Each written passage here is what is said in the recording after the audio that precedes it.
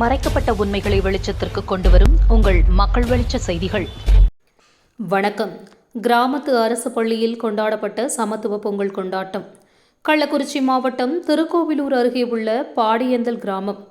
இந்த கிராமத்தில் செயல்பட்டு வரும் அரசு ஊராட்சி ஒன்றிய நடுநிலைப் பள்ளியில் சுமார் 159 மாணவ மாணவியர்கள் பயின்று வருகின்றனர்.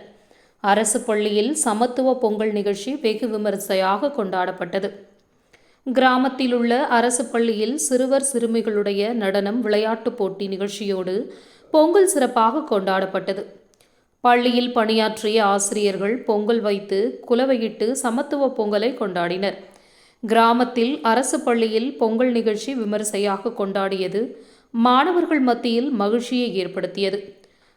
1ஆம் வகுப்பு முதல் 8ஆம் வகுப்பு வரை உள்ள மாணவர்கள் தமிழ் பாரம்பரிய முறைப்படி வேட்டி சட்டை அணிந்து சமத்துவ பொங்கல் நிகழ்ச்சியில் கலந்து கொண்டனர்.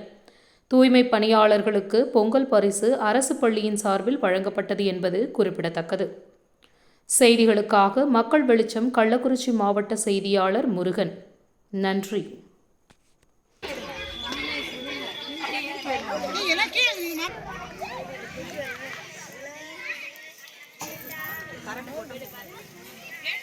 பொங்கி வந்தா எடுத்துக்கலாம்.